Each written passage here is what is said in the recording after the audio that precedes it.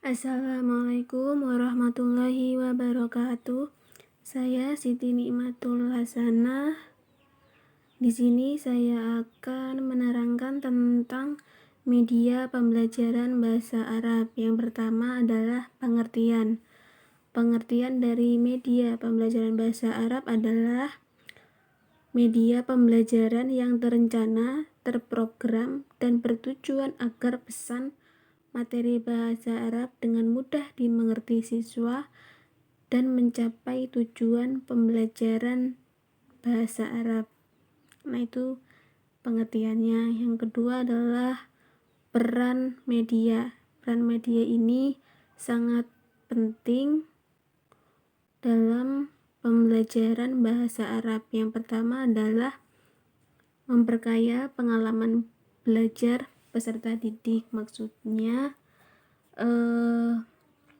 siswa ini lebih banyak pengalaman belajar karena peserta didik menyaksikan dan merasakan secara langsung tema pembahasan yang dibicarakan di kelas, serta dapat mempermudah dalam memahaminya karena disampaikan dengan cara yang menarik melalui media tertentu.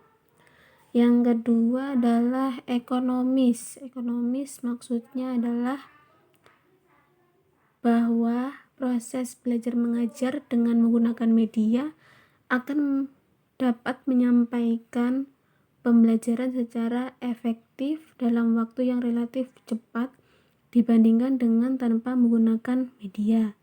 Yang ketiga adalah meningkatkan perhatian peserta didik terhadap pelajaran. Maksudnya itu materi yang diajarkan oleh guru akan lebih jelas karena media mendekatkannya kepada kenyataan yang dapat dirasakan secara langsung. Yang keempat adalah membuat peserta didik lebih siap belajar. Maksudnya peserta didik dapat pengalaman secara langsung.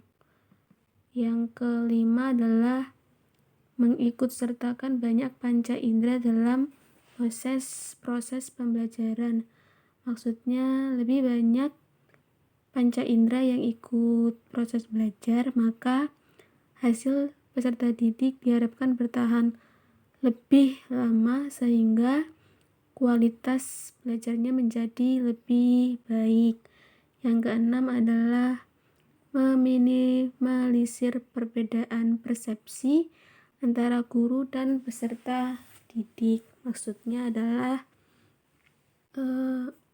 misalnya lafaz yang tidak dikenal oleh peserta didik untuk mengurangi perbedaan misalnya persepsi dan mendekatkan pemahaman antara guru dan peserta didik, maka penggunaan media pembelajaran menjadi sangat penting karena media dapat merubah sesuatu yang abstrak menjadi sesuatu yang dapat diindera.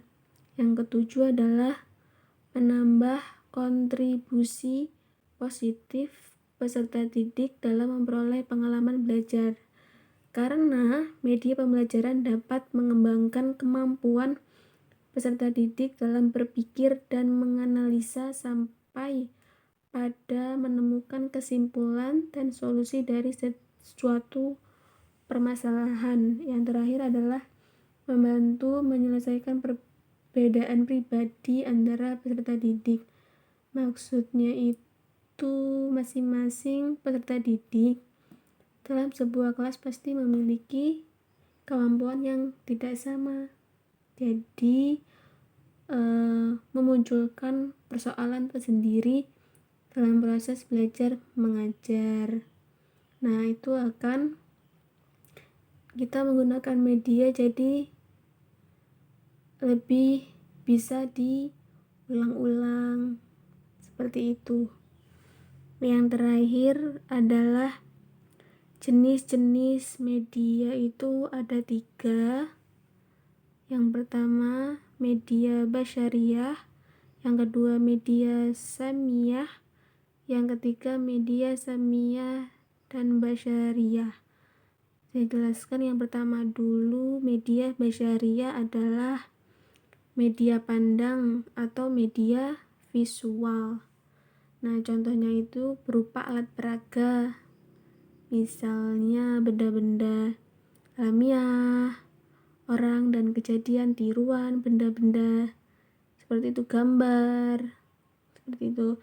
Yang kedua adalah media sam'iyah, yaitu media audio atau media dengar seperti radio atau dongeng yang diceritakan oleh ibu gurunya. Yang ketiga adalah media sam'iyah dan basyariyah, yaitu pandang audio visual. Maksudnya yaitu media ini contohnya seperti televisi, komputer, seperti itu. Terima kasih. Itu saja yang dapat saya jelaskan. Wassalamualaikum warahmatullahi wabarakatuh.